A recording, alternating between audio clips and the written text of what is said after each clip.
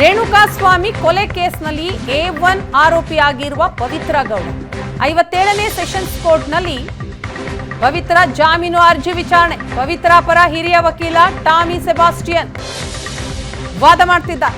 ಪವಿತ್ರ ಜಾಮೀನು ಅರ್ಜಿಗೆ ಆಕ್ಷೇಪಣೆ ಸಲ್ಲಿಸಿರುವ ಎಸ್ಪಿಪಿ ಮೊದಲಿಗೆ ಪರಿಚಿತ ಆರೋಪಿಗಳ ವಿರುದ್ಧ ಎಫ್ಐಆರ್. ಪವಿತ್ರ ಪರ ಹಿರಿಯ ವಕೀಲ ಟಾಮಿ ಸೆಬಾಸ್ಟಿಯನ್ ಅವರಿಂದ ವಾದ. ಪವಿತ್ರ ಜಾಮೀನು ಅರ್ಜಿಗೆ ಎಸ್ಪಿಪಿ ಆಕ್ಷೇಪಣೆಯನ್ನ ಸಲ್ಲಿಸಿದ್ದಾರೆ. ಮೊದಲಿಗೆ ಪರಿಚಿತ ಆರೋಪಿಗಳ ವಿರುದ್ಧ ಎಫ್ಐಆರ್ ಆಗಿದೆ.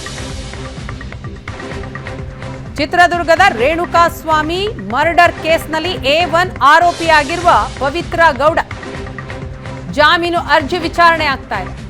57ನೇ ಸೆಷನ್ಸ್ ಕೋರ್ಟ್ನಲ್ಲಿ ಪವಿತ್ರ ಜಾಮೀನು ಅರ್ಜಿ ವಿಚಾರಣೆ.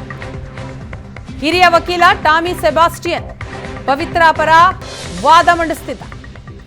ಪವಿತ್ರ ಜಾಮೀನು ಅರ್ಜಿಗೆ ಮತ್ತೊಂದು ಕಡೆ ಎಸ್ಪಿಪಿ ಆಕ್ಷೇಪಣೆಯನ್ನ ಸಲ್ಲಿಸಿದ್ದಾರೆ. ಇನ್ನೂ ಕೂಡ ಈ ಪ್ರಕರಣದಲ್ಲಿ ಚಾರ್ಜ್ ಶೀಟ್ ಸಲ್ಲಿಕೆ ಆಗಿಲ್ಲ. ಅದಕ್ಕೂ ಮುನ್ನವೇ ಪವಿತ್ರ ಗೌಡ ಜಾಮೀನಿಗೆ ಅರ್ಜಿಯನ್ನ ಹಾಕಿದ್ದಾರೆ. ಆ ಅರ್ಜಿ ವಿಚಾರಣೆ ಆಗ್ತಾ ಇದೆ. 57ನೇ ಸೆಷನ್ಸ್ ಕೋರ್ಟ್ನಲ್ಲಿ ಪವಿತ್ರ ಗೌಡ ಜಾಮೀನು ಅರ್ಜಿ ವಿಚಾರಣೆ.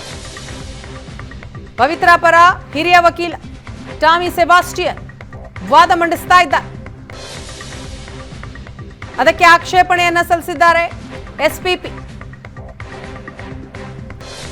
ರೇಣುಕಾಸ್ವಾಮಿ ಕೊಲೆ ಕೇಸ್ನಲ್ಲಿ A1 ಆರೋಪಿ ಪವಿತ್ರ ಗೌಡಗೆ ಹಾಗಾದ್ರೆ